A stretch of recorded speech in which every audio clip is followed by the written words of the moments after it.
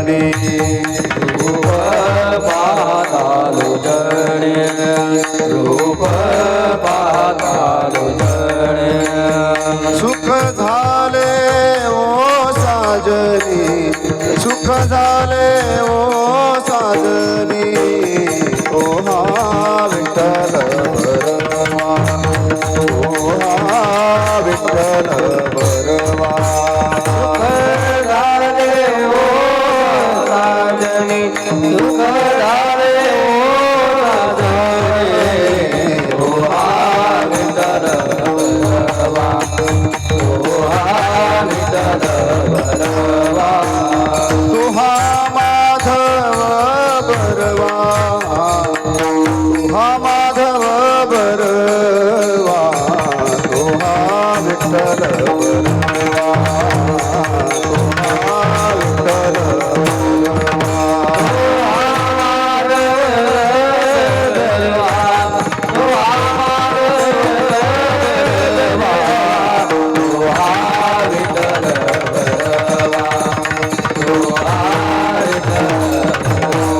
बहुता सुकृताची जोडी बहुता सुकृताची जोडी म्हणून विठ्ठली आवडी म्हणून विठ्ठली आवडी तो हा विठ्ठल बरवा तो हा माधव बरवा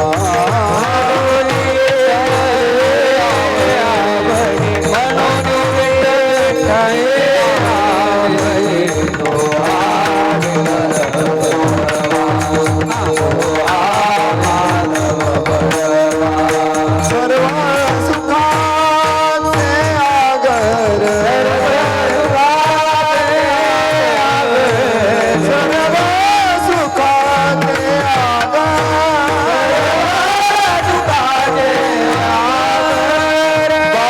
रखुमा देवीवर रखुमा देवीवर तो हा विठ्ठल बरवा तो हा विठ्ठल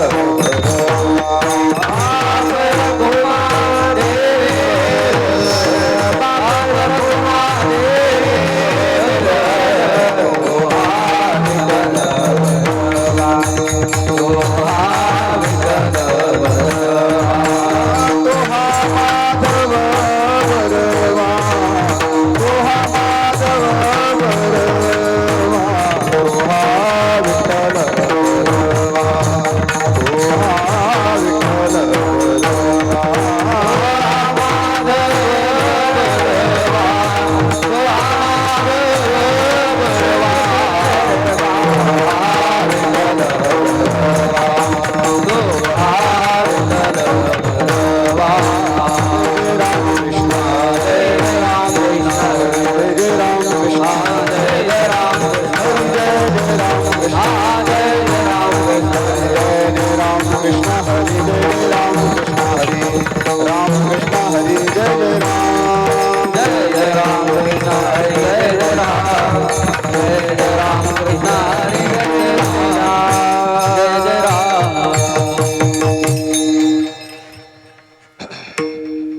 हरी हरी तुम्ही म्हणारे सकळ हरी हरी तुम्ही म्हणारे सकळ हरी हरी तुम्ही म्हणारे सकळ हरी हरी तुम्ही म्हणारे सकळ माया जाड तुटईल माया जाळ तुटईल माया जाळ तुटईल हरी तुम्ही म्हणारे सकळ हरी हरी तुम्ही म्हणारे सकळ हरी तुम्ही म्हणारे सकळ हरी हरी तुम्ही म्हणारे सकळ तेने माया जाड तुटईल माया जाळ तुटईल माया जाळ तुटईल पायी गाभाळाचे वरी गाभाळाचे भरी अनेक पायी गाभाळाचे भरी अनेक पायी गाभाळाचे भरी पडोळी थोरी नागवन पडोळी थोरी नागवन पडोळी थोरी नागवन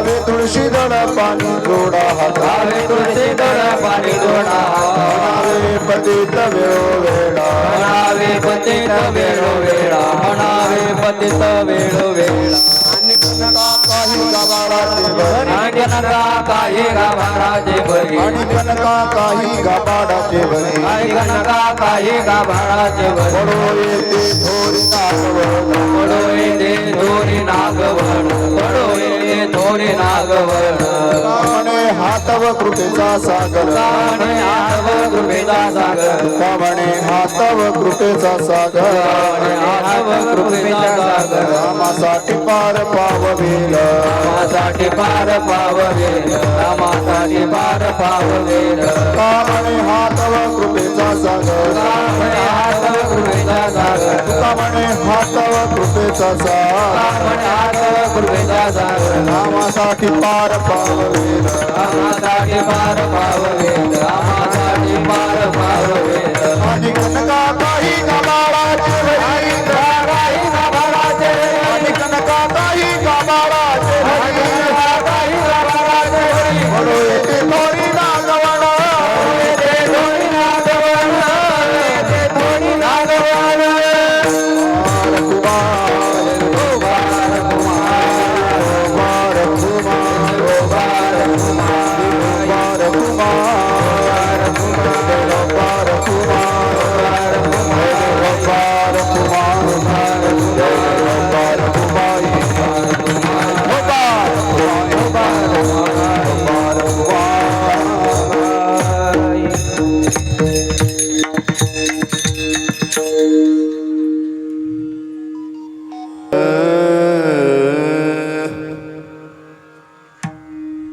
हरी हरी तुम्ही म्हणारे सकळ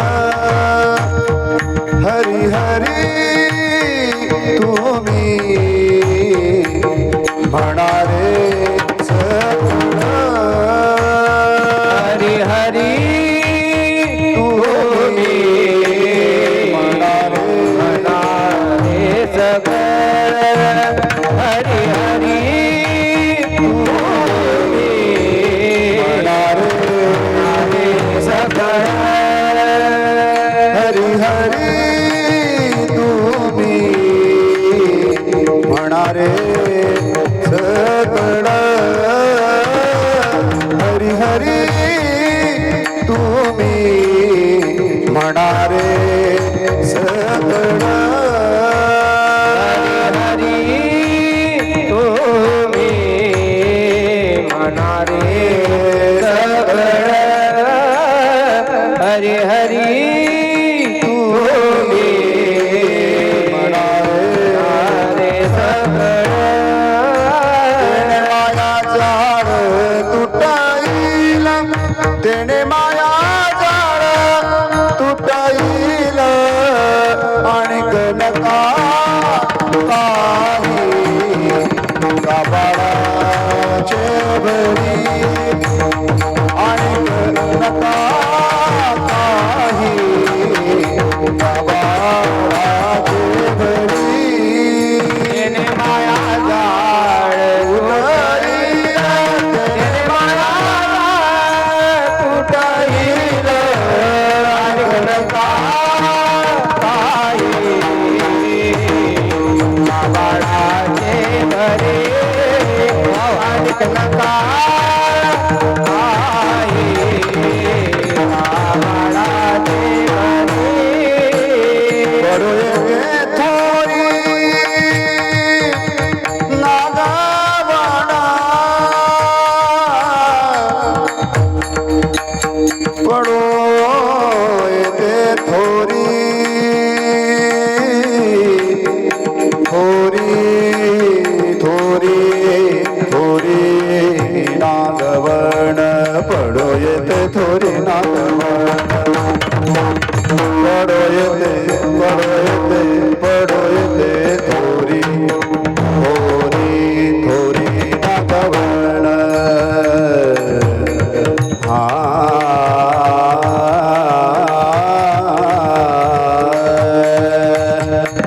हा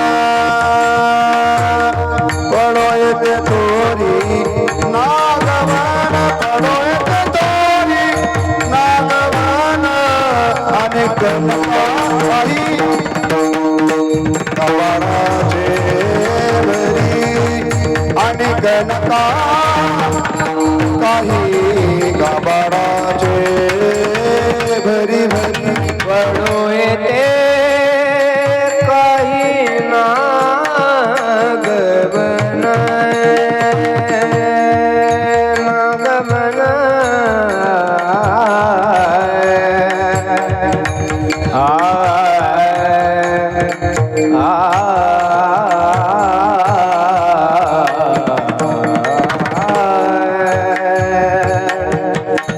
नागवन नागवन नाग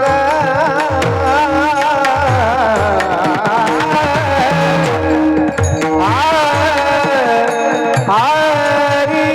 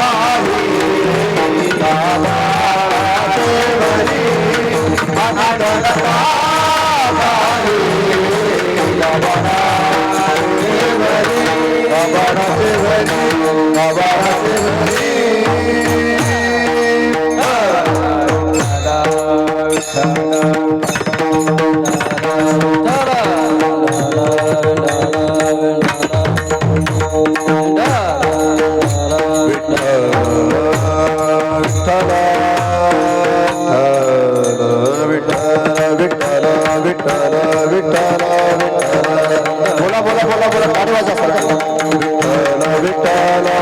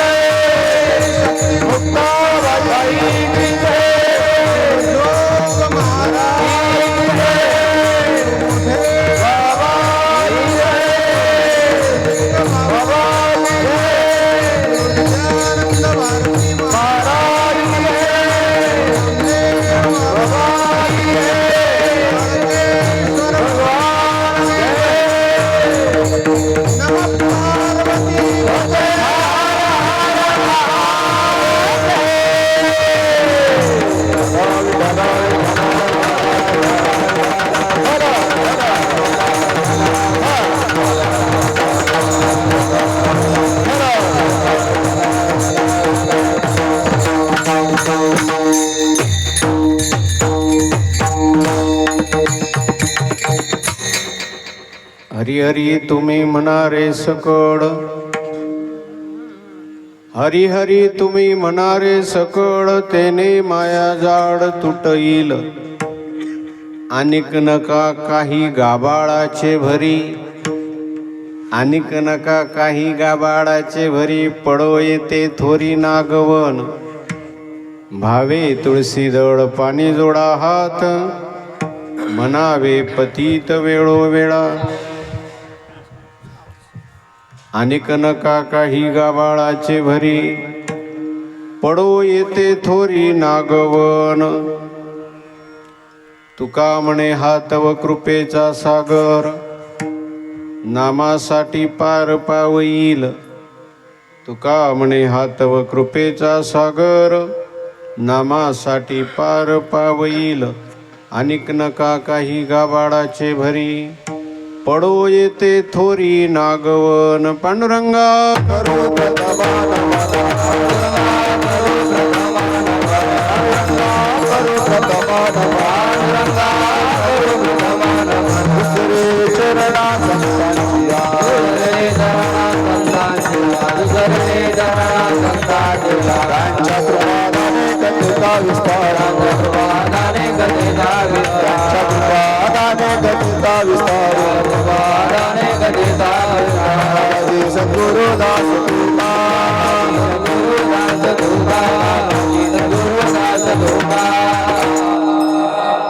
नमो ज्ञानेश्वरा, नमो ज्ञानेश्वरा. निवृत्ती उदारा सोपान देवा.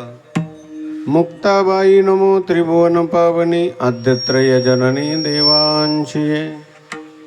यंत प्रविश्य मम वाचमिमां प्रसुप्तां संजीवयत्यखिल शक्तिधर स्वधाम्ना. अन्यांश हस्तचरण श्रवण त्वगादीन् प्राणान्नमो भगवते पुरुषाय तुभ्यं. कृष्ण त्वदीय पद पंकज पंजरान्ते अद्यैव मे विशतु मानस राजहंसाः. प्राण प्रयाण समये कफवात पित्तैः, कंठावरोधन विधो स्मरणं कुतस्ते. मस्तक हे पायावरी मस्तक हे पायावरी यावार करी संतांच्या यावार करी संतांच्या वार करी संतांच्या वार करी संतांच्या वार करी संतांच्या वार करी संतांच्या मस्तक हे पायावरी यावार करी संतांच्या यावार करी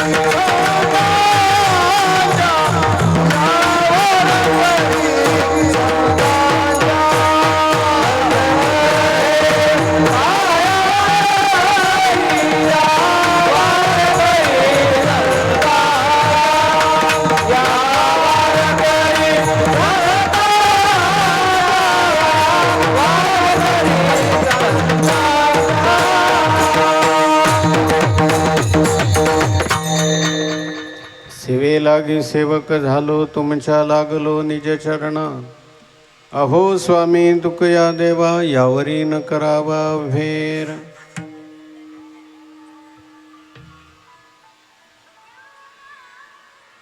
हरिहरी तुम्ही मनारे सकळ तेने माया जाळ तुटईल अनेक नका काही गाबाळाचे भरी पडो येते थोरी नागवन प्रस्तुत आवाज असा मोकळा कर मला रिटर्न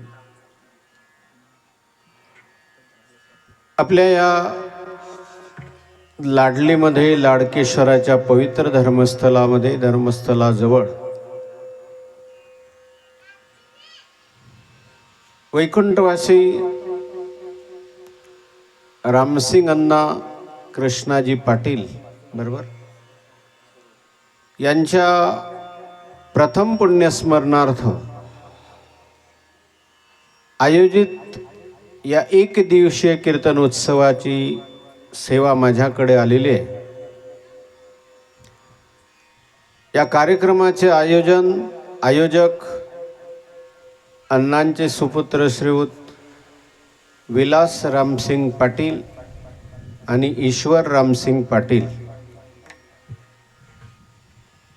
प्रथम पुण्यस्मरणार्थ हा कार्यक्रम आहे आणि त्यानिमित्त सेवेकरता जगद्गुरु विश्वसंत श्रीमंत श्री तुकाराम महाराज यांचा उपदेशपर प्रकरणातील 4 चरणाचा असा अभंग घेतलाय. या अभंगामध्ये जगद्गुरु तुकाबराय नाम साधनेचा उपदेश करतायत. पहिल्यांदा हे नैमित्तिक कार्यक्रम आहे आणि नैमित्तिक कार्यक्रम असल्यामुळे काही कार्यक्रम हे वार्षिक असतात, काही नैमित्तिक असतात, काही साप्ताहिक असतात, काही मासिक असतात.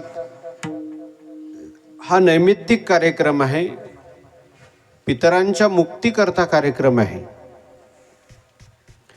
आणि त्यामुळे पुत्राचं कर्तव्य सांगणं गरजेचं आहे. धर्मशास्त्रामध्ये काही चिंतन आलेलं आहे. जीवितोर वाक्यकरणात प्रत्यब्दम भूरी भोजनात गयायाम पिंडदानाच त्रिभी पुत्रस्य पुत्रता. 3 कारणाने पुत्राची पुत्रता ही जगाच्या समोर येत असते. आई वडील जिवंत असेपर्यंत त्यांच्या म्हणण्याप्रमाणे वागणं हे पुत्राचं पहिलं कर्तव्य आहे. जीवितोर वाक्यकरणात आई वडील गेल्यानंतर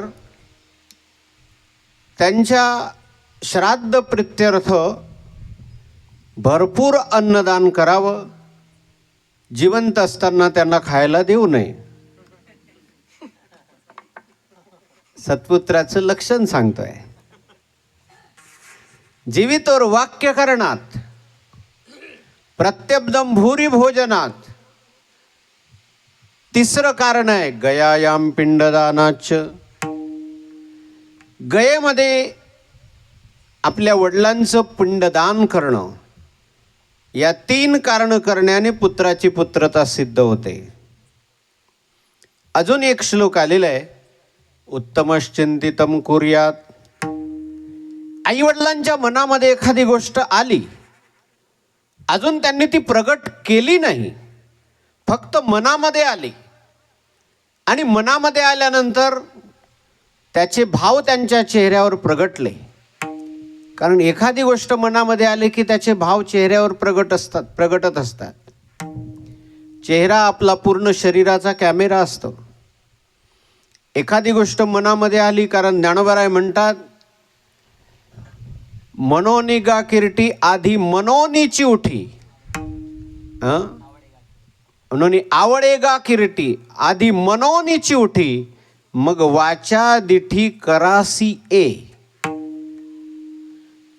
काही काही लोक म्हणतात ना, हो त्यांच्या मनामध्ये काही नव्हतं. अरे मनात असल्याशिवाय वाचेतून येतच नाही. कारण ज्ञानोबाराय ज्या अर्थी म्हणतायत, अगोदर मनामध्ये येतं आणि मनामध्ये आल्यानंतर मग ते वाचेमधून प्रगट होतं. हा, त्याची संगती एक अशी लावता येईल की मनामध्ये कापट्ट नसेल, सहज मनामध्ये एखादी गोष्ट आली, पण मनामध्ये आल्याशिवाय ती वाचेच्या द्वारा येतच नाही. आवडेगा कीर्ती वृत्ती आधी मनोनीची उठी, मनो मग वाचा दिठी करासी आहे. वाचेतून येते, डोळ्यातून येते. मनामध्ये एखादा भाव निर्माण झाला की तो चेहऱ्यावर प्रगट होतो. म्हणून आई वडिलांच्या चेहऱ्यावरचा भाव पाहून, त्यांनी अजून सांगितलं नाही, चेहऱ्यावरचा भाव पाहून त्यांच्या मनाप्रमाणे करणारा उत्तम मुलगा. चेहऱ्यावर भाव प्रगट झाला तरी मुलाला काही समजलं नाही. त्यावेळेला आई वडिलांना त्यांना सांगावं लागलं, अरे बाबा हे कर. मग करणारा मध्यम करतो, सांगितल्यानंतर करतो, पण मोठं सायासाने, त्रासाने, कंटाळवाण्या अंतकरणाने करतो अधम मुलगा. बाप म्हणतो, अरे पाणी दे रे प्यायला. इच्छा नसते, पण आता बापाने सांगितलंय, कीर्तन ऐकलेलं आहे रात्री, त्या कीर्तनाचा थोडा तर परिणाम झाला पाहिजे, म्हणून देतो, पण मोठ्या कष्टाने देतो. त्याला अधम मुलगा म्हणतात. आणि जो कष्टानेही काम करत नाही, अकर्तुचरितम पितुः, तो आईवडिलांच्या शरीरातून निघालेली एक घाण आहे.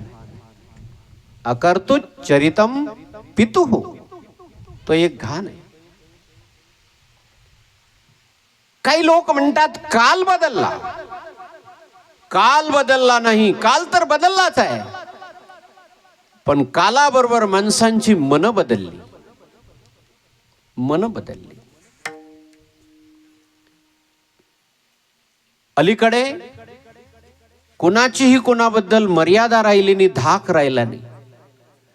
प्रत्येक माणसाच्या जीवनामध्ये आदरात्मक भीती आवश्यक आहे. भीती असावी ती आदरात्मक भीती असावी. गुरुबद्दल आदराची भीती असावी, गुरुजवळून.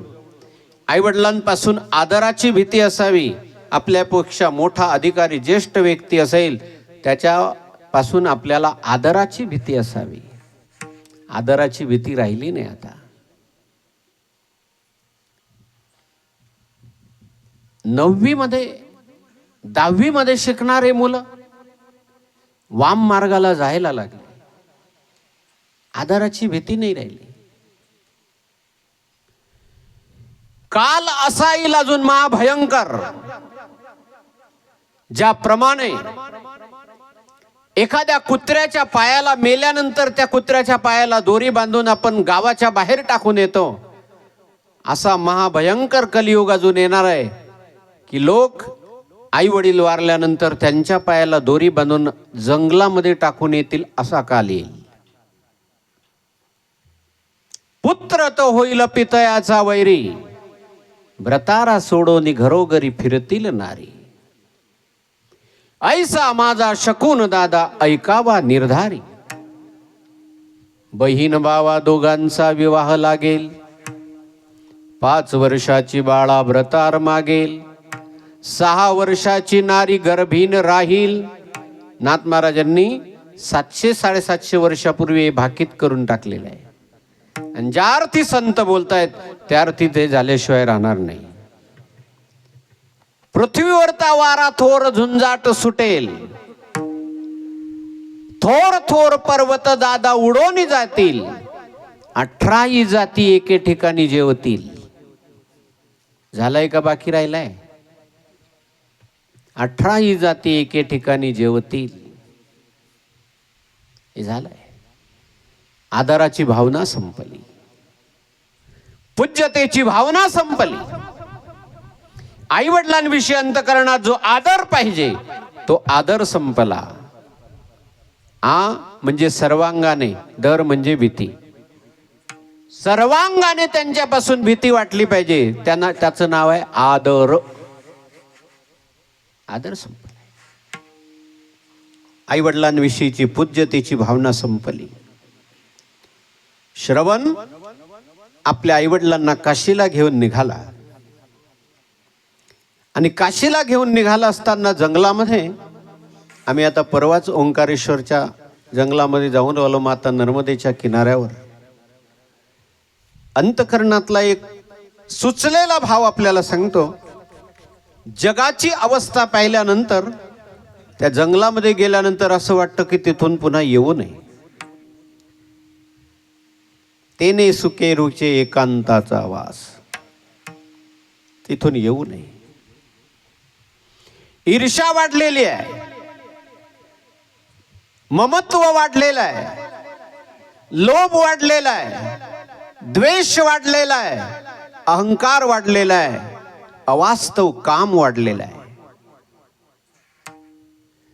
माया ज्या वेळेला आघात करते त्यावेळेला ती अनेक अंगाने करते.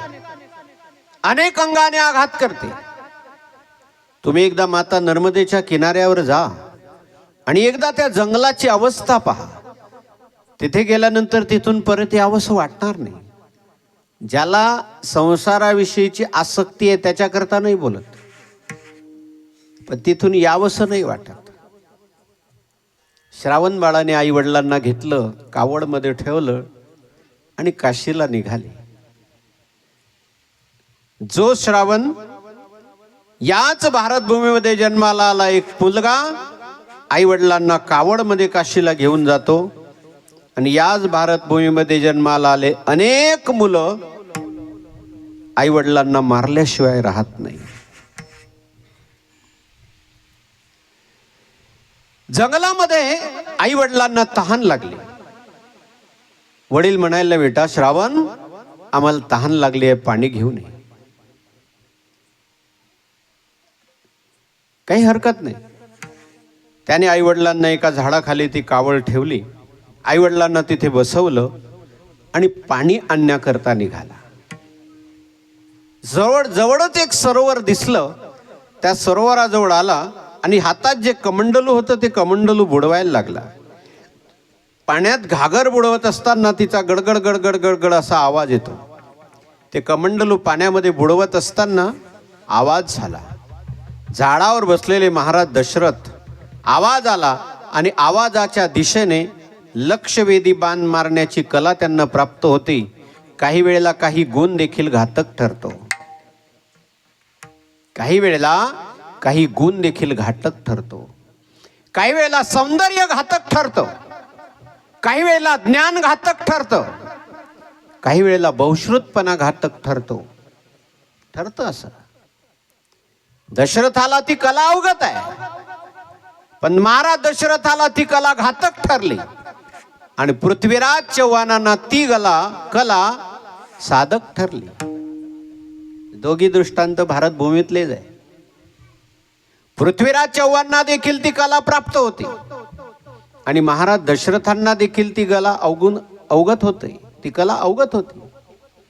शब्दवेदी बाण, आवाज आला आणि आवाज येता बरोबर आवाजाच्या दिशेने न पाहता बाण सोडला.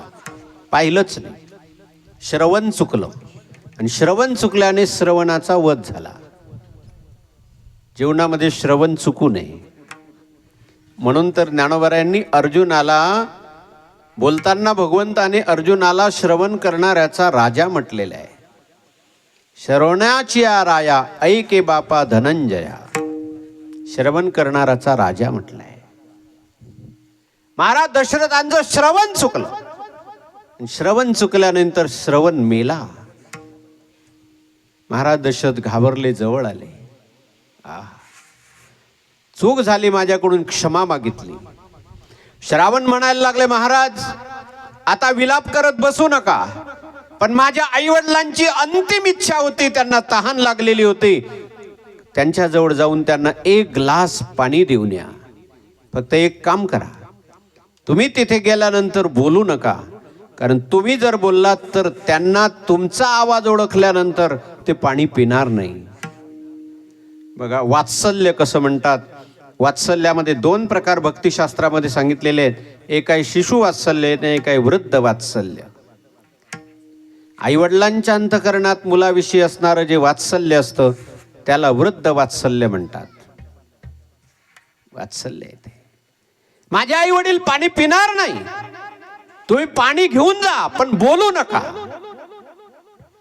शब्द तुम्ही काढू नका. शब्दवेधी बाण मारलाय तुम्ही मला, पण तिथे गेल्यावर शब्द काढू नका. काय सूत्र आहे पहा. तिथे गेल्यावर बोलू नका. दशरथ महाराजांनी पाणी घेतलं, श्रावण बाळाच्या आईवडिलांजवळ गेले. त्याच्या श्रावणाच्या आईवडिलांचं नाव महाभारतामध्ये आलेलं आहे, पण त्याचं वर्म असं आहे, मर्म असं आहे की ते नाव उच्चारता येत नाही. नाव उच्चारता येत नाही. तुम्हाला एक विशेष सांगतो बरं का. जेव्हाही ही चिंतन सांगण्याची वेळ माझ्यावर येते ना, व्यासपीठावर असताना ते नावच माझ्या स्मरणात येत नाही आणि इथून उतरता बरोबर येतं. आताही तसंच झालं. नाही तर मी सांगणार होतो, सांगून देणार होतो, पण नेमकं भगवंताची काय इच्छा असेल. इथे व्यासपीठावर बसले असताना ते चरित्र ज्या वेळेला सांगितलं जातं ते नाव येतच नाही स्मरणात. आता विसरून गेलो मी, आणि इथून उतरल्यानंतर आठवण येईल. काय नियतीचा हा संकेत आहे काय माहिती. त्याचं कारण असं आहे, वडील ब्राह्मण आणि आई ब्राह्मण नव्हती. श्रावण बाळाने सांगितलं माझा तिथे नाव घेऊ नका, सांगू नका. श्रावण बाळाच्या वडिलांनी पाणी पिलं नाही. कोण आहे बाळा, तुला पाण्याला पाठवल्यामुळे तुला त्रास झाला म्हणून तू बोलत नाहीये का? आणि जोपर्यंत तू बोलणार नाही तोपर्यंत आम्हीही पाणी घेणार नाही. एकमेकाविषयीची किती आस्था आहे अंतःकरणामध्ये. तू जोपर्यंत बोलणार नाही तोपर्यंत आम्ही पाणी घेणार नाही. महाराज दशरथांचा नाविलाज झाला आणि मुखातून शब्द काढला, बाबा मी श्रावण नाहीये, तुमचा श्रावण मारला गेला. पुत्राच्या वियोगाने प्राण सोडता सोडता श्राप दिला का आशीर्वाद दिला, आपण श्रोत्यांनी ते ठरवा. प्राण सोडता सोडता मुखातून शब्द निघाला, राजा आम्ही जसं पुत्र वियोगाने आता प्राण सोडतोय तसं तुला देखील एक दिवस असा येईल पुत्र वियोगाने आपला प्राण सोडावा लागेल. महाराज दशरथांना संतती नाही. एका महात्म्याचं चिंतन सांगतो तुम्हाला मी. जीवनामध्ये एवढा निग्रह केला महाराज दशरथाने की पूर्व अवस्थेमध्ये एवढं तपश्चर्या केली, एवढा निग्रह केला इंद्रियांवर, आणि त्याचा परिणाम चतुर्व्यूह जन्माला आले घरी. निग्रह केला इंद्रियावर म्हणून लवकर मुलं झाले नाही. ज्याच्या जीवनामध्ये संसार करत असताना देखील संतती प्राप्त करताना निग्रह मनामध्ये धारण केलेला आहे, सात्विक संतती जन्माला आल्याशिवाय राहत नाही. तयाचा हरीख देवा तयाचा हरीख वादे देवा तयाचा हरीख वादे देवा तयाचा हरीख कुणी कन्या पुत्र होती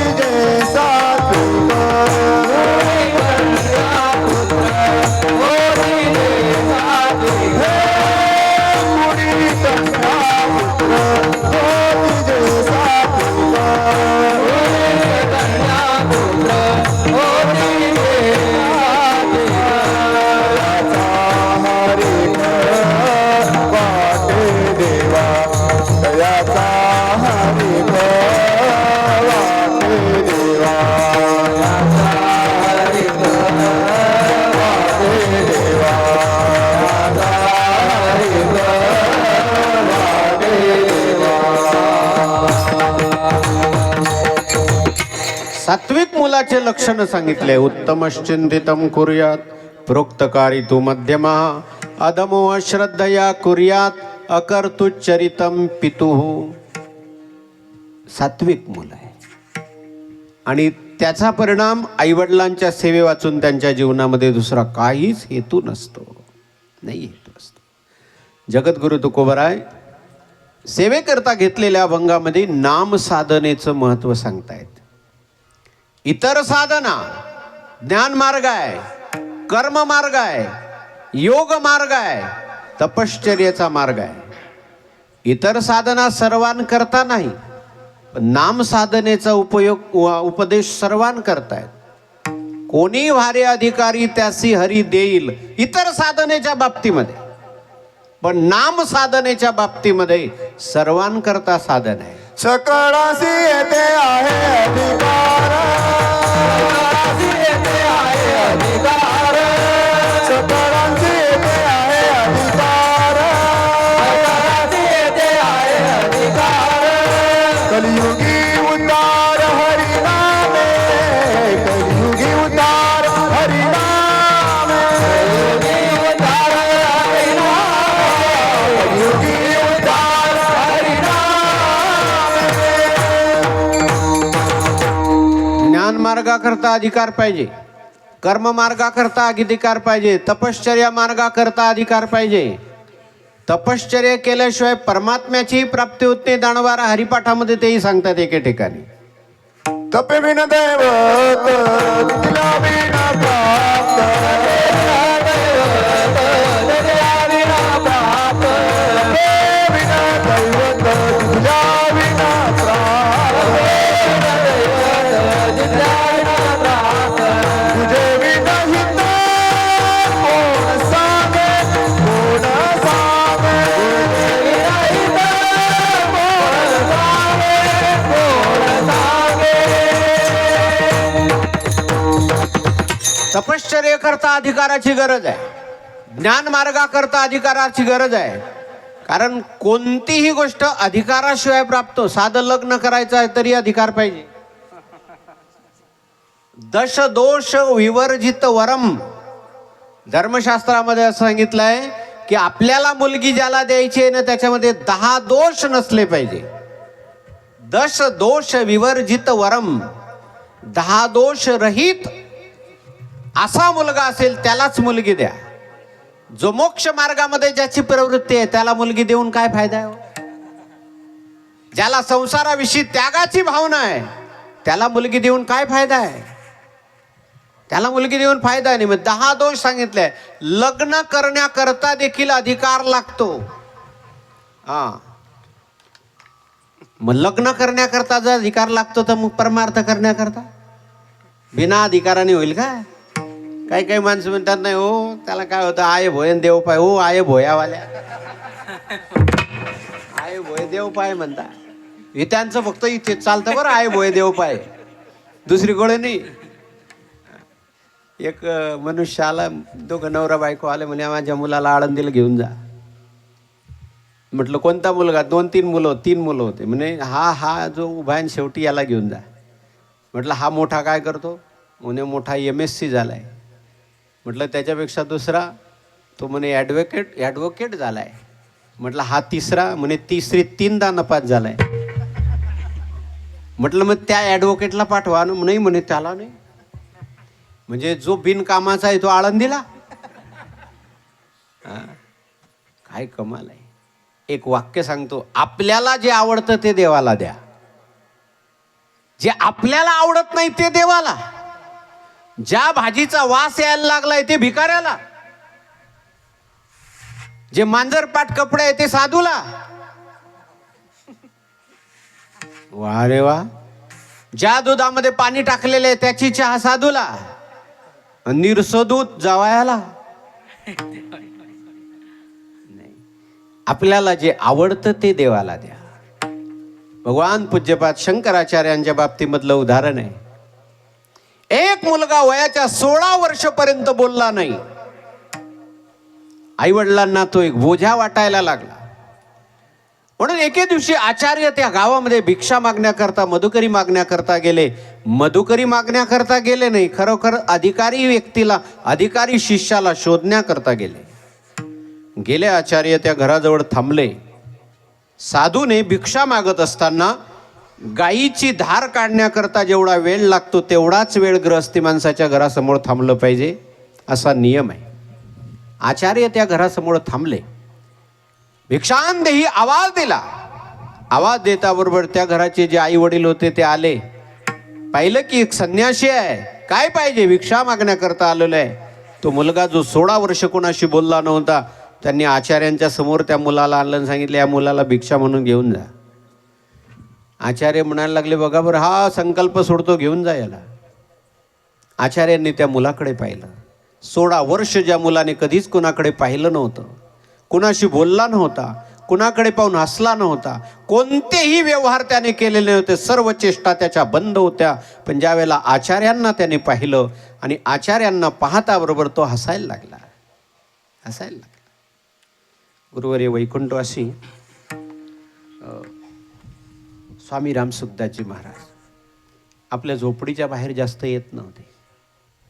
गुरुवर्य वैकुंठवासी बोधे बाबा गृहस्थी माणसासोबत जास्त बोलत नव्हते. आणि साधक जर असले तर त्यांच्यासोबत मग गाथाला बाजूला सरायचे आणि बोलत राहायचे. का?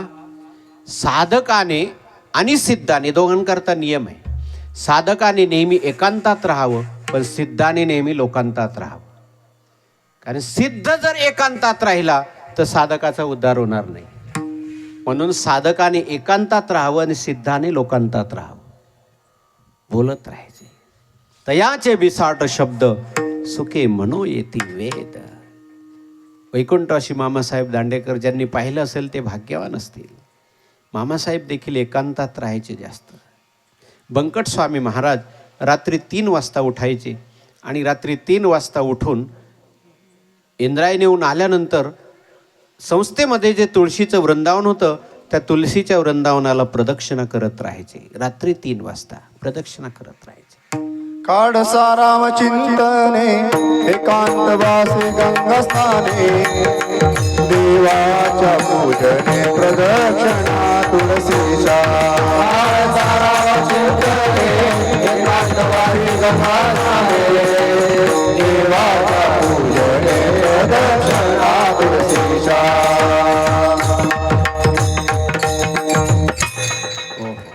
आचार्यांकडे आज त्याने पहिल्यांदा पाहिलं 16 वर्षानंतर आणि आचार्यांकडे पाहून हसायला लागला. आचार्य त्याच्याकडे पाहून हसायला लागले.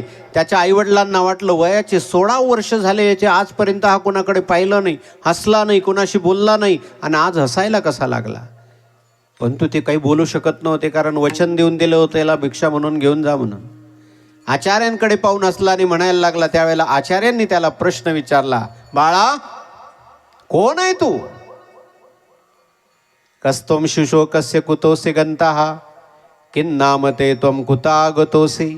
कोण आहे? कुठून आला? कुठे जायचं आहे तुला?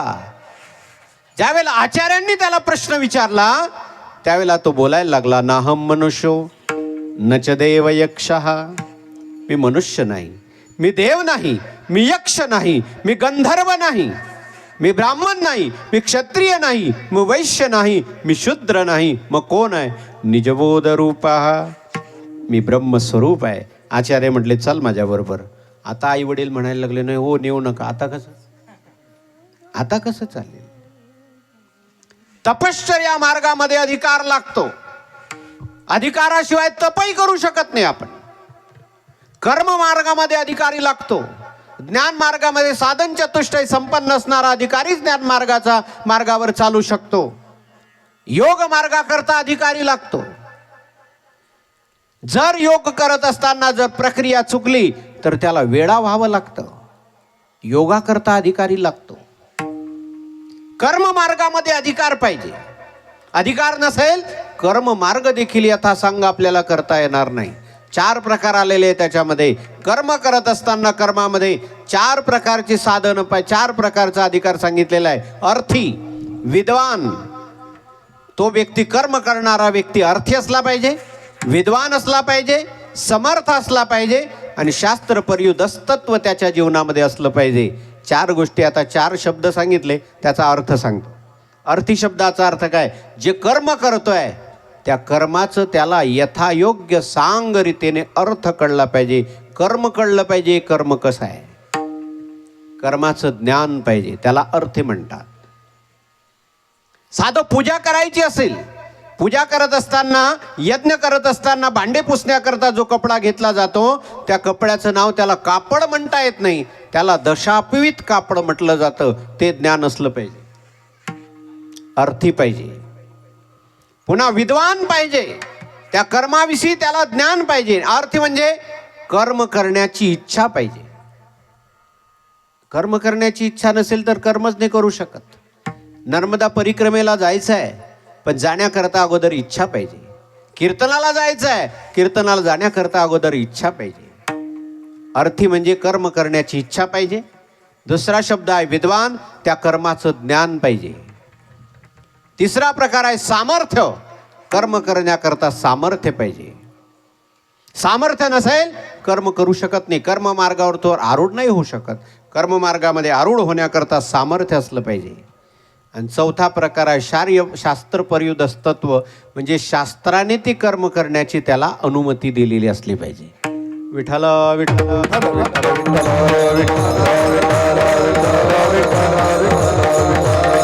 यज्ञ करत असताना यज्ञ नावाचं कर्म आहे, पण यज्ञ कुणी करावा त्याच्याकरताही धर्मशास्त्र सांगतं. क्षत्रिया करता अश्वमेध यज्ञ आणि राजसूय यज्ञ, 2 यज्ञ करण्याचा अधिकार फक्त क्षत्रियाला आहे. बृहस्पती सव यज्ञ करण्याचा अधिकार फक्त ब्राह्मणाला आहे,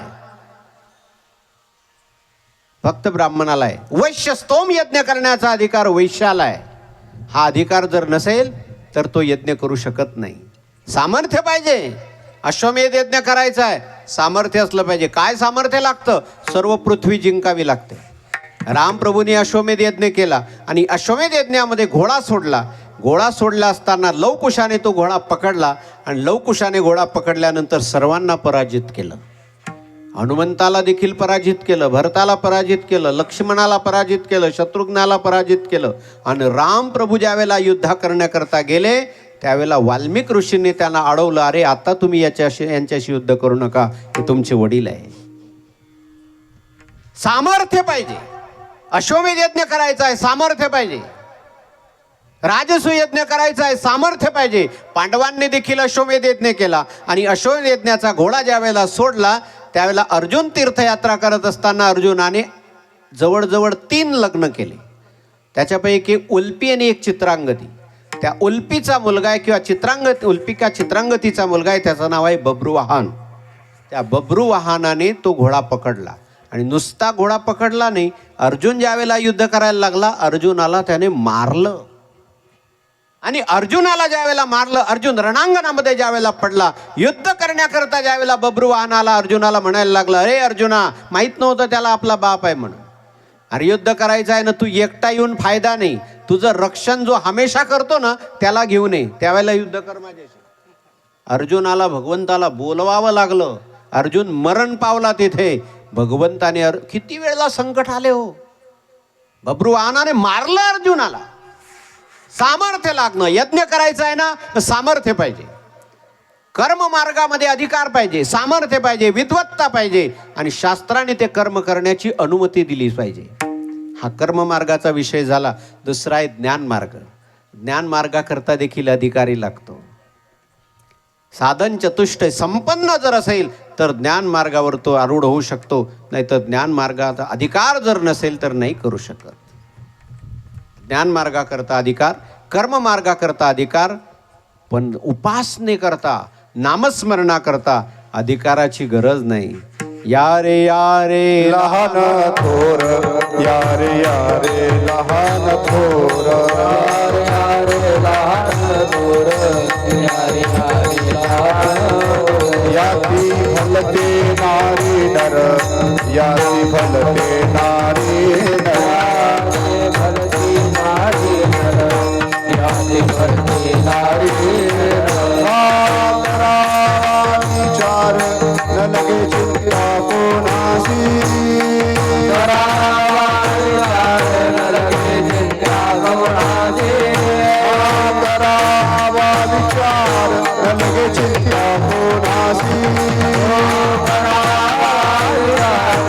लगे जनता कोणाचे यारे यार लहरा तोर यारे यारे लहरा तोर यारे यारे लहरा तोर यारे यारे लहरा तोर यारे राम तोर यारे यारे राम तोर यारे यारे राम तोर यारे यारे राम तोर यारे तोर जाती बनते नारी नार करावारी चार लगे चिंता कोणासी यारे यारे राम तोर यारे बनती नारी नार करावारी चार लगे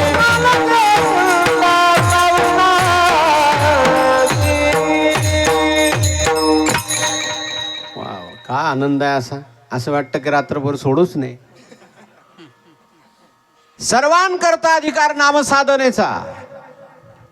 त्या सर्वांमध्ये कोण कोण येतो ज्ञानोबारायांनी तेही वर्णन केलंय. सकळ शब्द जाऊ द्या, आता जास्त वाढवू नये आपण. जगद्गुरु तुकोबाराय सर्वांनी नामस्मरण करा ते सांगत असताना अभंगाच्या पहिल्या चरणात बोलतात.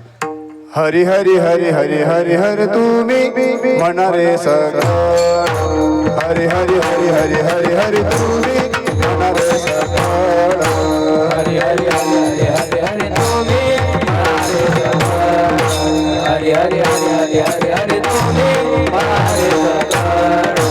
हरी हरी हरी हरी हरी हरी तुम्ही म्हणा सगळ हरी हरी हरी हरी हरी तुम्ही म्हणा सगळ हरी हरी हरी हरी हरी हरी तुम्ही म्हणाले हरी हरी हरी हरी हरी हरी तुम्ही म्हणाले तेने माया जाड तेने माया जाड तेने माया जाड तू काही तेने माया जाड तेने माया जाड तेने माया तू काही अधिक नका अधिक नका अधिक नका काही गबाळा देवरी अधिक नका अधिक नका अधिक नका काही गबाळा देवरी अधिक नका अधिक नका अधिक नका काही गबाळा देवरी तेने माया जाड तेने माया जाड तेने माया जाड तू काही तेने माया जाड तेने माया जाड तेने माया जाड तू काही अधिक नका अधिक नका अधिक नका काही गबाळा देवरी अधिक नका अधिक नका अधिक नका काही गबाळा देवरी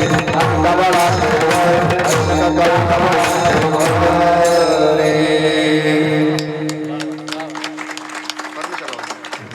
हे आपलं वारकरी संप्रदायाचं वैभव आहे महाराज. हा, वैभव आहे. तुकोबाराय म्हणतात हरी हरी तुम्ही म्हणारे सकळ. सकळ मध्ये कोण कोण?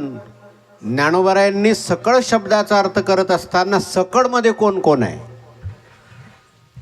गाते श्रोते आणि पाहते गाते श्रोते आणि पाहते गाते श्रोते आणि पाहते चतुर विनोदे दृष्टिके चतुर विनोदे दृष्टिके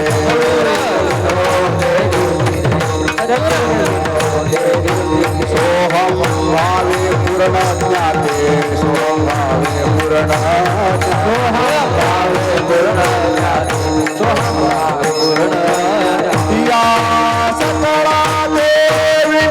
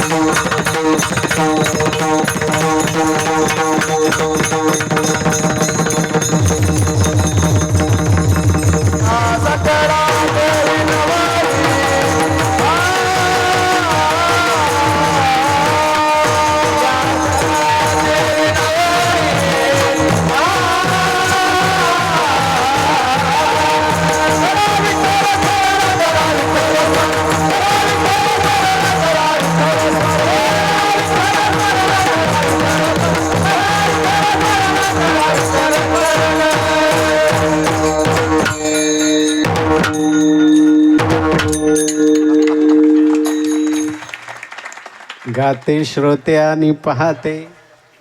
गाते म्हणजे ते सावद्याजवळचं गातं नाही बरं. तिथे यानं गात गाते. गाते म्हणजे गायन करणारे. हे जेवढे मुद्दे आहे सर्व उदाहरण आहे. जे गाते आहेत त्यांनी विठ्ठल विठ्ठल म्हणा. नाहीतर एक प्रमाण आहे की आम्ही म्हणायचं आणि तुम्ही काहीच म्हणायचं नाही. आम्ही गावे तुम्ही काही न म्हणावे ऐसे तव देवे आम्हा सांगितले नाही. काही काही माणसं बेंबील धक्काही लागू देत नाही हो. हा बसलेलं पहा तुम्ही. काय काही आपण विठ्ठल विठ्ठल म्हणता ना ते खरे येड्या म्हणतच नाही. एका गावला असं भजन केलं विठ्ठल विठ्ठल म्हणा. एक बाई म्हणतच नव्हती पण ती विठ्ठलच्या ऐवजी दुसरंच म्हणत होती.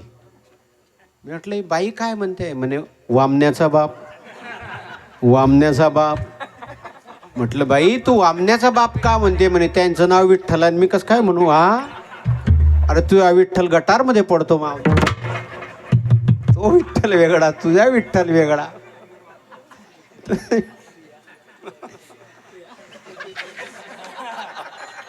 आलं का. काय करता आता तुम्ही ऐकत. गाते श्रोते आणि पाहते. गायन करणारा असेल पण विठ्ठल म्हण. श्रोता असेल पाहता असेल चतुर असेल सोहम भावाने पूर्ण असेल सर्वांनी विठ्ठल म्हणा. सर्वांकरता इथे बरं इथे काळाचं बंधन नाही वेळेचं बंधन नाही. ज्ञानोबा राय तर हरिपाठात म्हणतात कोणतंच काळ वेळाचं बंधन. काळ वेळ नामा उच्चारिता नाही दोन्ही भाषा पाही उत्तराती दोन्ही भाषा पाही उत्तराती. काळ वेळ नामा उच्चारिता नाही दोन्ही भाषा पाही दोन्ही भाषा पाही उत्तराती.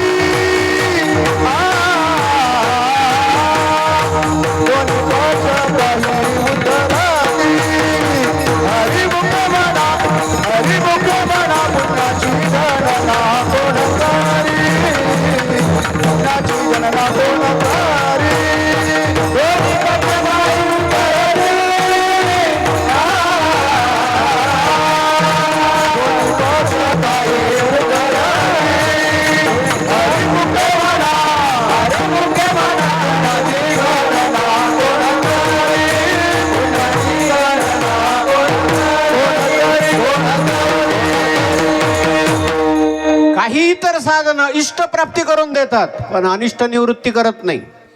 पण नाम साधन असं आहे इष्टप्राप्तीपूर्वक अनिष्ट निवृत्ती करून देतं. पुण्याची गणना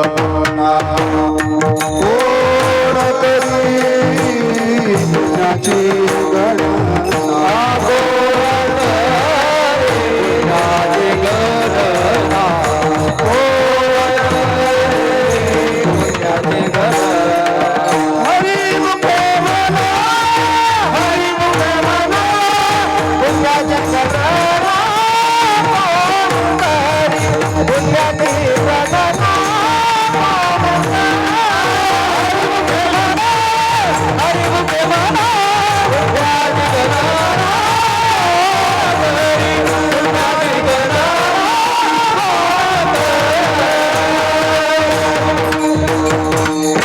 इष्टप्राप्ती अनिष्ट निवृत्ती देखील नाम साधन करून देतं.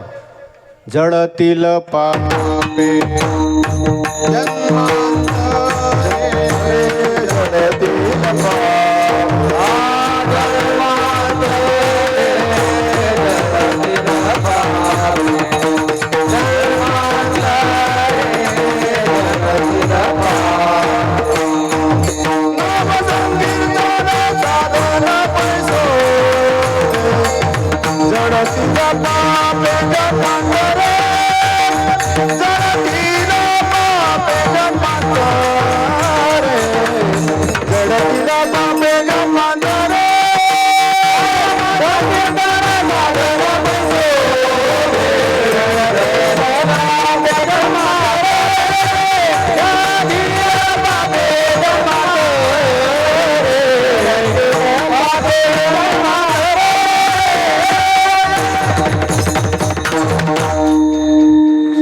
विष्णू पुराणामध्ये एक श्लोक आलेले आहेत. विष्णू पुराणातला श्लोक आहे. त्याच्यामध्ये इष्टप्राप्तीपूर्वक अनिष्ट निवृत्ती करणारं नाम कसं आहे ते वर्णन केलं आहे. विष्णुर्नामैव पुसां शमलमोदत पुण्यमुत्पादयश्च ब्रह्मादिस्थान भोगात द्विरतिमथ गुरोः श्रीपदद्वंद्वभक्तिं तत्त्वज्ञानं विष्णोर्य अमृतिजननं भ्रान्तिबीजञ्च दग्ध्वा संपूर्ण आनंद बोध महतीच पुरुषं स्थापयित्वा निवृत्तम. इष्टप्राप्तीपूर्वक अनिष्ट निवृत्ती करणारं हे नामस्मरण आहे. निजलाने गाता उभा नारायण बैसल्या कीर्तन करिता डोले. तुम्ही झोपेत म्हणा. याही पुढचं सांगतो, विषय सेवन करतानाही नामस्मरण केलं तरी काही बिघडत नाही. कोणत्याही अवस्थेमध्ये करा.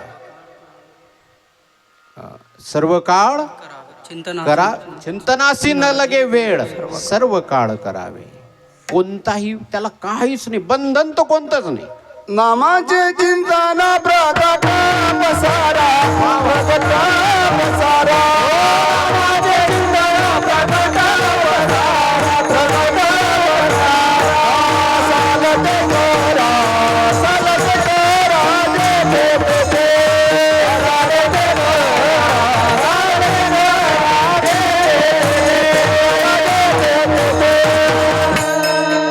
शेतामध्ये ज्या वेळेला मजूर कामं करतात ना, मजूर कामं करतात त्यावेळेला मालक बांधावर बसतो.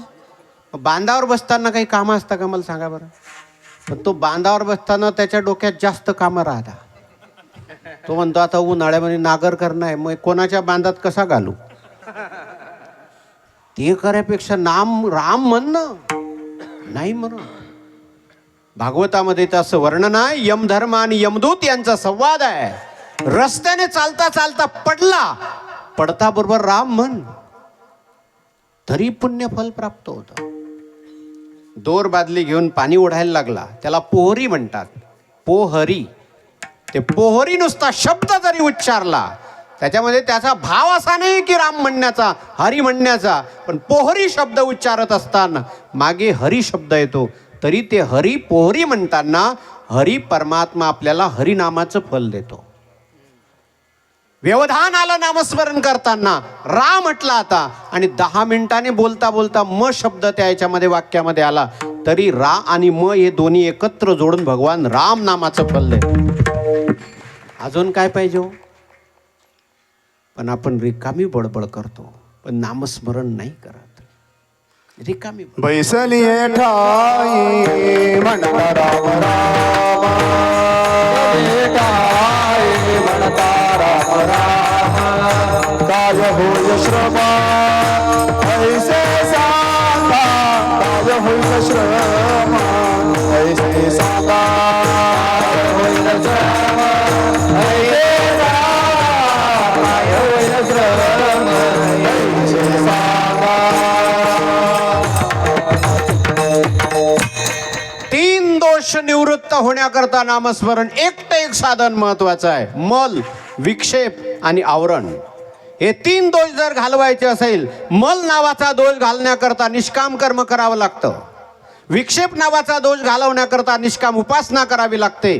आणि आवरण दोष घालवण्याकरता आत्मज्ञान प्राप्त करावं लागतं. साधन चतुष्टय संपन्न व्हावं लागतं. त्याच्याशिवाय आवरण दोष जात नाही. आणि हे 3 दोष गेल्याशिवाय मनुष्य परमार्थ ज्ञान मार्गाचा अधिकारी होऊ शकत नाही. पण नामस्मरण हे 3ही दोष घालवतं. सप्रेम सद्भाव संपूर्ण नित्य करता नामस्मरण. वृत्ती पालटती आपण तेही लक्षण ऐकराया. बरं तू केव्हाही म्हणणं.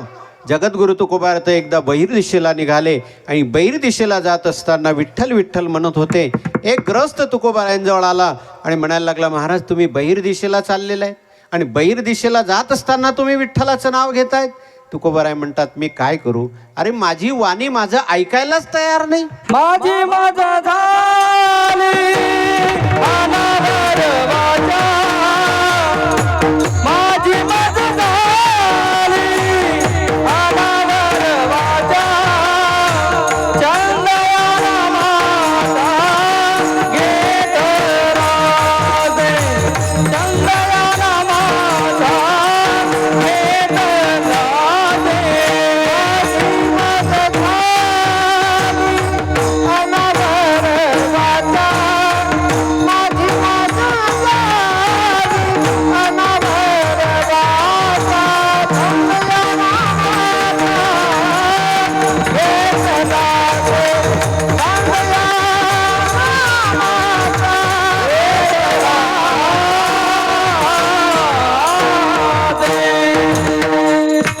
अर्जुन एक वेळेला झोपलेला होता आणि भगवान अर्जुनाला भेटायला गेले. अर्जुनाला भेटायला गेले असताना अर्जुन झोपलेला होता, पण त्या अर्जुनाच्या खोलीमध्ये, ज्या खोलीमध्ये अर्जुन झोपलेला होता ना, त्या खोलीमधून कृष्ण कृष्ण ध्वनी येत होता. भगवंताने इकडे तिकडे पाहिलं की कृष्ण कृष्ण कोण म्हणताय, अर्जुन तो झोपलाय. आणि इकडे तिकडे पाहिलं कोणीच दिसत नाही, कृष्ण कृष्ण आवाज कुठून येतोय. म्हणून भगवान अर्जुनाच्या जवळ आले. आणि अर्जुनाच्या जवळ आल्यानंतर अर्जुनाचे केस खूप मोठे होते, लांब लचक वाढलेले. भगवंताने ते केस आपल्या हातामध्ये धरले. केस हातामध्ये धरल्यानंतर लक्षात आलं की केसांमधून कृष्ण कृष्ण ध्वनी येत होता. काय अवस्था आहे महाराज. हरिदास यवन प्रभू, चैतन्य महाप्रभूचे शिष्य हरिदास यवन प्रभू. हात जोडून प्रार्थना करतो तुम्हाला, रिकामा लोकांची निंदा आणि टिंगल करण्यापेक्षा नामस्मरण करा. काही अर्थ नाही आहे. किती चाल भराभर, दोन्ही पाय बराबर. किती प्रयत्न करतो, भगवंताच्या इच्छेशिवाय जीवनामध्ये तू काहीच करू शकत नाही. दुसऱ्याला फसवण्याचा प्रयत्न कर, दुसऱ्याला फसव. जर तू फसवशील त्याचा परिणाम तुला भोगावाच लागेल.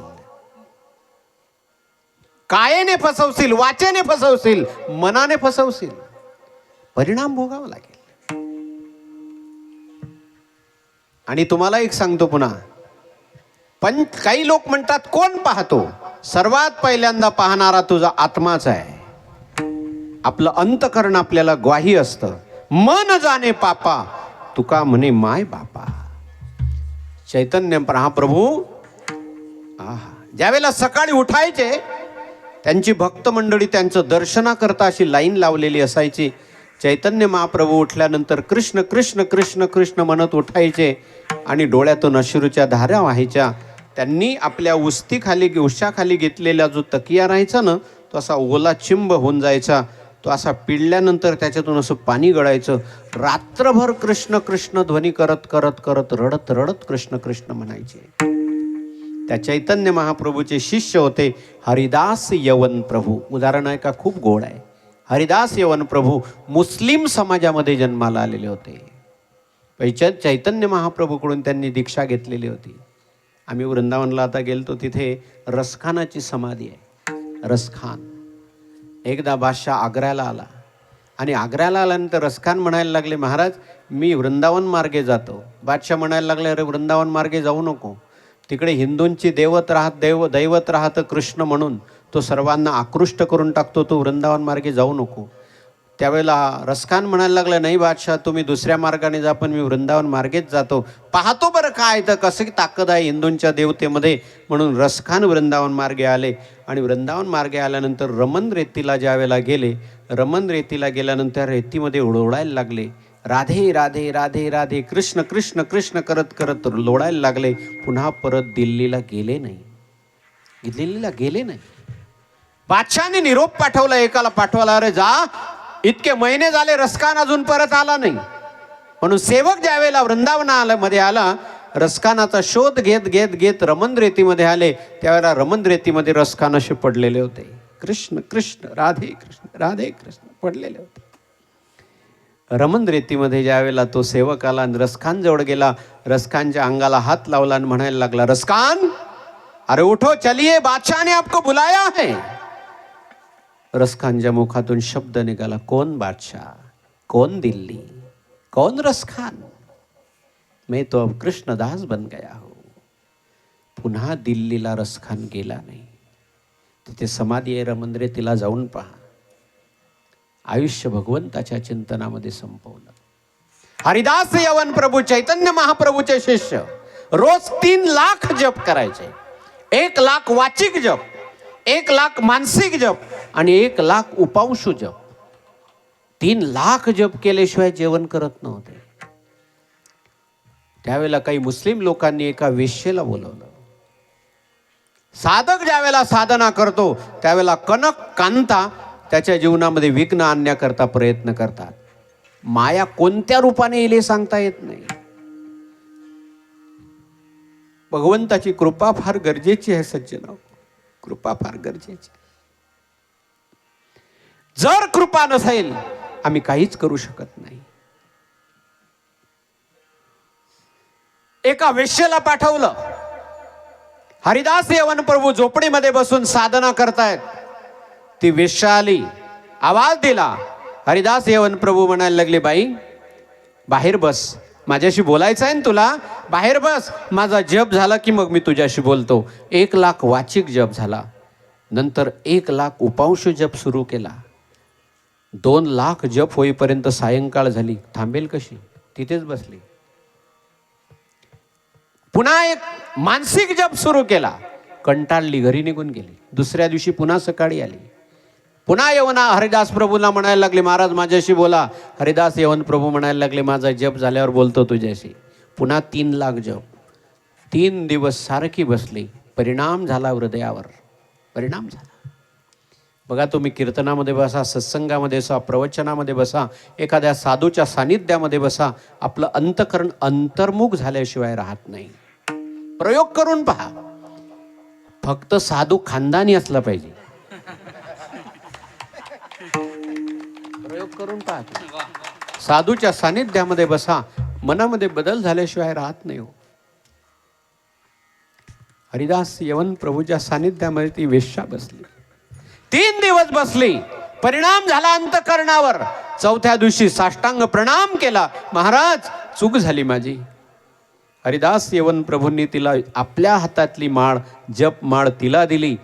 झोपडीमध्ये बोलवलं, बाई तू इथे बस आणि तू जेवढी संपत्ती कमवलेली आहे देह विक्रय करून, तेवढी संपत्ती दान धर्मामध्ये खर्च करून टाक. इथून पुन्हा आता जाऊ नको.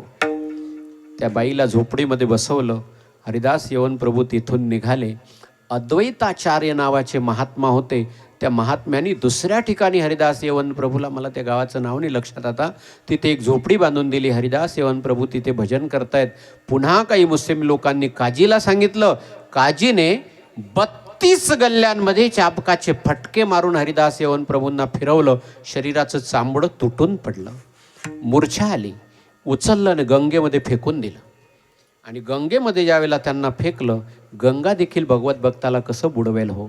गंगेने हरिदास यवन प्रभूंना काठावर सरकून दिलं. जाग आली. पुन्हा भजन सुरू केलं. त्यावेळेला एक व्यक्ती हरिदास यवन प्रभू जवळ आला आणि म्हणायला लागला, महाराज तुम्हाला एवढं मारलेलं आहे, आता तरी भजन बंद करा. हरिदास यवन प्रभू म्हणतात, माझ्या शरीराचे तुकडे तुकडे जरी केले तर मी हरीचं नाव घेणं बंद करणार नाही. याला निष्ठा म्हणतात. हरिहरी तुम्ही मनारे सकळ, तेने माया जाड तुटईल. एखादा म्हणेल इतर साधन करण्याचा आम्ही प्रयत्न करू. तुकोबाराय त्याला सांगतात, इतर गबाळाच्या भानगडीत पडू नको. अभंगाच्या दुसऱ्या चरणात. आणि नका काही गबाळाचे बळी, आणि नका काही गबाळाचे बळी, नका काही गबाळाचे बळी, आणि नका काही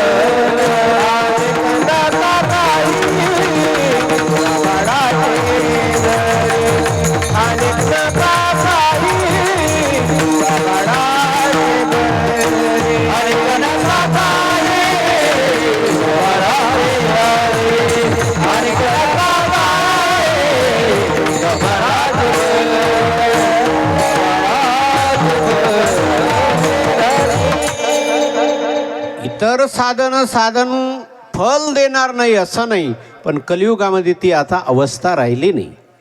एक खूप गोड प्रमाण आहे. आता सर्व वाटा क्षीण झालेल्या, अवघ्या वाटा झाल्या क्षीण,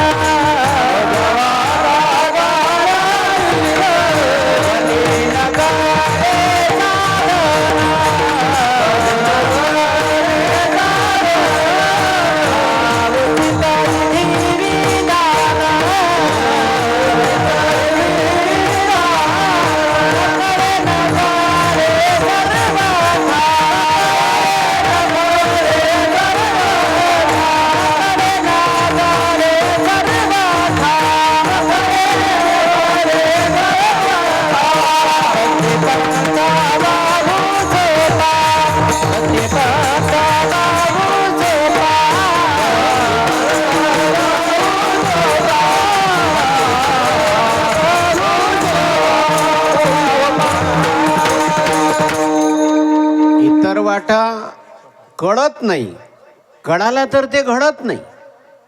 उचित विधी विधान न कळे न घडे सर्वथा, म्हणून देवलोक देखील म्हणतात त्यांनी त्या भानगडीत पडलेच नाही. देवलोक देखील इच्छा करतात की नारायणाच्या नावानेच आम्ही मुक्त होऊ. नारायण नामे, नारायण नामे, नारायण नामे ओ जीवन नारायण नामे, नारायण नामे, नारायण नामे ओ जीवन नारायण नामे, नारायण नामे, नारायण नामे ओ जीवन नारायण नामे, नारायण नामे, नारायण नामे हो देवन कीर्तनी आनंद गाऊनी, कीर्तनी आनंद गाऊनी, कीर्तनी आनंद गाऊनी, कीर्तनी आनंद गाऊनी. नारायण नामे, नारायण नामे हो जीवन नारायण नामे, नारायण नामे, नारायण नामे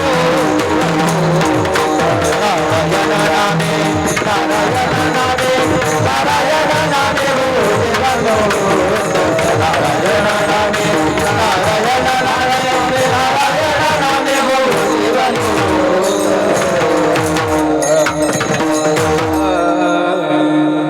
कोणी काहीतरी केले आचरणे, मजया कीर्तने वीन नाही. तुकाराम महाराजांना विचारलं, महाराज तुम्ही काही साधना कोणती केले हो? तुकोबाराय म्हणतात, बाकीचं मला काहीच माहित नाही. कोणी काहीतरी केले आचरणे, मजया कीर्तने वीन नाही. सदा नाम घोष करू हरि कथा, सदा नाम घोष करू हरि कथा, सदा नाम घोष करू हरि कथा, सदा नाम घोष करू हरि कथा. तेने सदा चिता माता, तेने सदा चिता माता, तेने सदा चिता समाधान, सर्व सुख जालो सर्व अलंकार, सर्व सुख जालो सर्व अलंकार. तेने सदा चिता समाधान, तेने सदा चिता समाधान, तेने सदा चिता समाधान, सर्व सुख जालो सर्व अलंकार, सर्व सुख जालो सर्व अलंकार.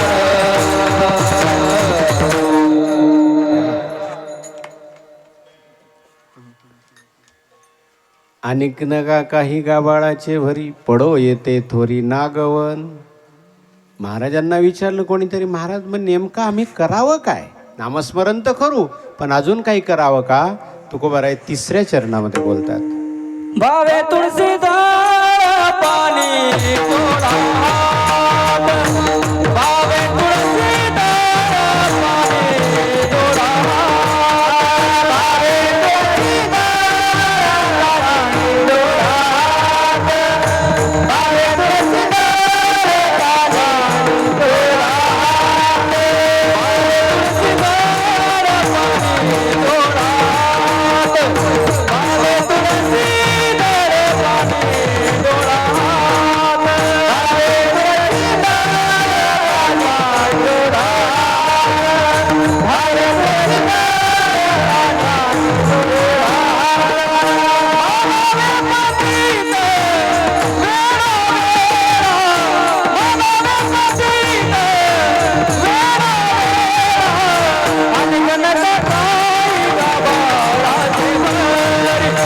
आणि कनकाताई गाभारात भरी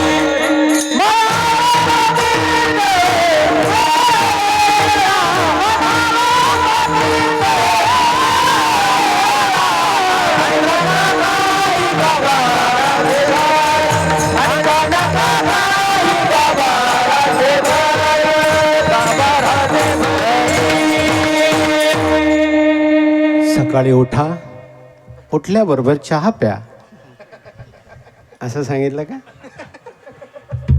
काही नित्य नेमावीन अन्न खाय तोची श्वान. काही काही लोक उठता बरोबर वाराजून अंथरुणातच असतो, तर बायकोल म्हणतो ए प्राजक्ता चहा ठेव. अरे तोंड धोय रे येड्या,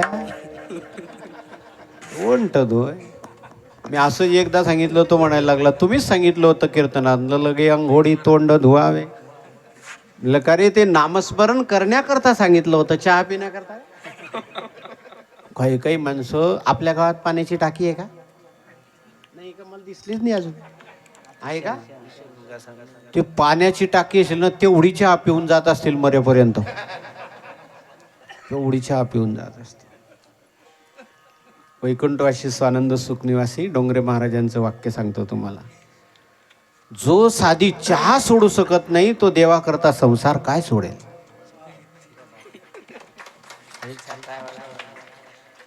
आता हे टाळ्या वाजवणारेच कीर्तन झाल्यावर म्हणते चहा ठेवा.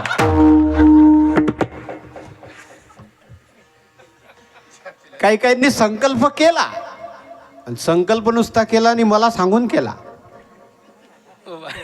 भावा तुम्ही आता म्हणता ना आम्ही चहा सोडली, एक तर चहा सोडून येतं तुम्हाला सोडू म्हणे.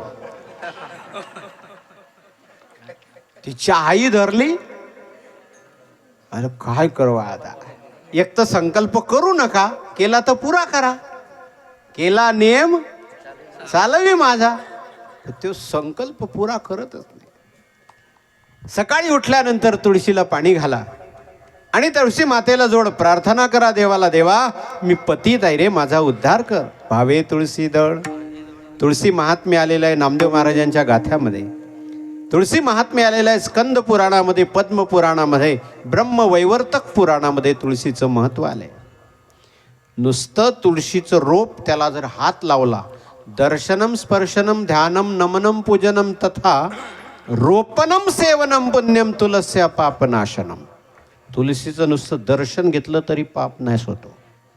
तिच्या रोपाला नुसतं हात लावा, तिचं रोप लावा. दर्शनम स्पर्शनम ध्यानम नमनम पूजनम तथा रोपणम सेवनम पुण्यम तुलस्या पापनाशनम. काही काही भागामध्ये मी पाहिलेलं आहे, मूल जन्माला आलं का बा, की मूल जन्माला आलं की त्याच्या गळ्यामध्ये एक तुळशीचा मणी टाकतात. काही काही घरामधली अशी परिस्थिती आहे, वारकऱ्याचं घर, एक मणी त्याच्या गळ्यामध्ये टाकल्याशिवाय जन्माला आला, त्याचं नाल छेदन झालं, नाव ठेवलं की त्याच्या गळ्यामध्ये एक तुळशीचा मणी टाकतात.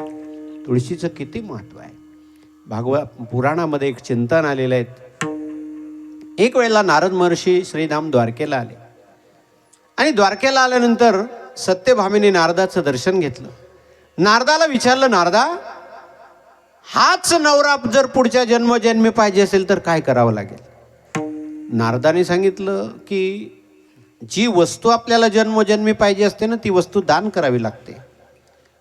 म्हणे नारदा नवरा दान केल्यावर तो पुढच्या जन्मी भेटतो का? म्हणे हो. नारद काय विनोदी आहे नारद.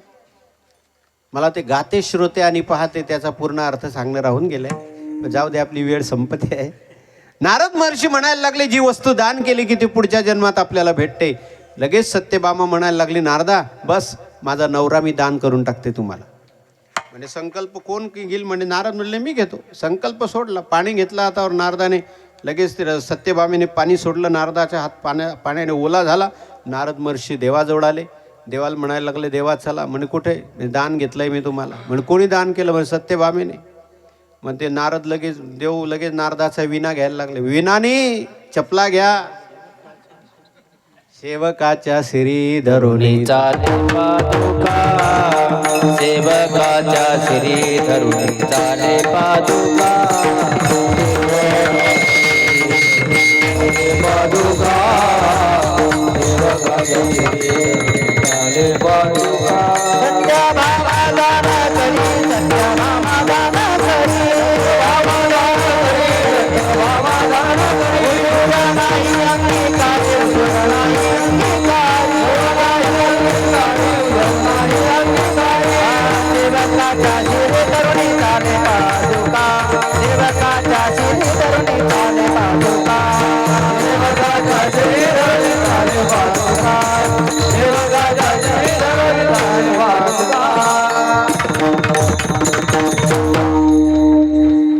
तुम्ही असा विचार करसान आज नवरा पाहिजे तर सकाळी दान करून टाकसा, असं नको करा बरं.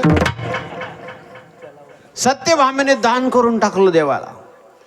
भगवंताने खळावा घेतल्या, नारदाच्या डोक्यावर ठेवल्या आणि चालले. रुक्मिणीने विचारलं, बाकीच्या बायाने पाहिलं का देव चालले, देव देव विचारलं रुक्मिणी काय झालं.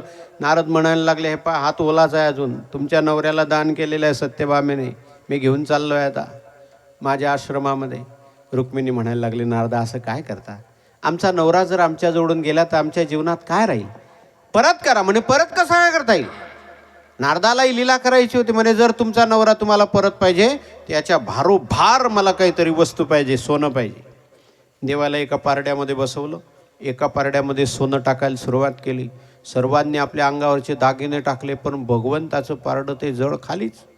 काय करावं आता.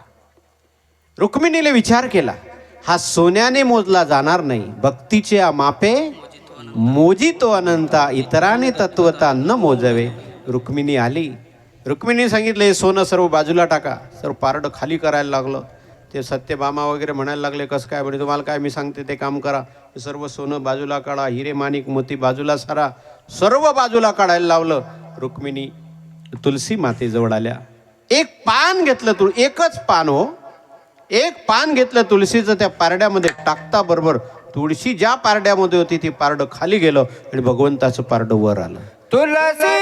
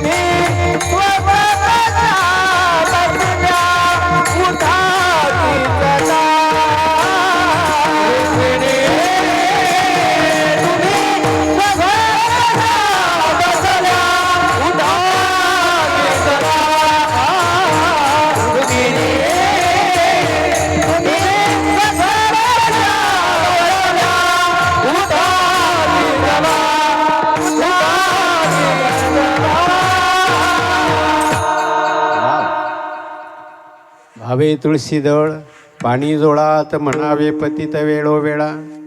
का हो, पण तो परमात्मा आपल्याला सांभाळेल का, आपलं कल्याण करेल का. तुकोबाराय म्हणतात, अवश्य करेल का, त्याच्यासारखा कृपेचा सागर जगामध्ये दुसरा कोणीच नाही. तुका म्हणे हात कृपेचा सागर रे, कृपेचा सागर. तुका म्हणे हात कृपेचा सागर, कृपेचा सागर.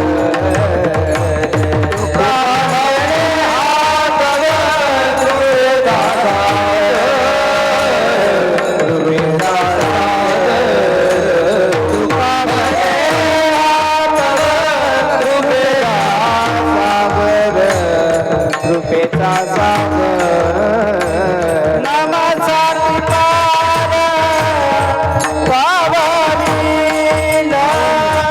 नामासाठी पार पावनीला. अनेक नका काही गबरत भरी, गबरत भरी. अनेक नका काही गबरत भरी, गबरत भरी. नामासाठी पार पावनीला, नामासाठी पार पावनीला. अनेक नका काही गबरत भरी, गबरत भरी.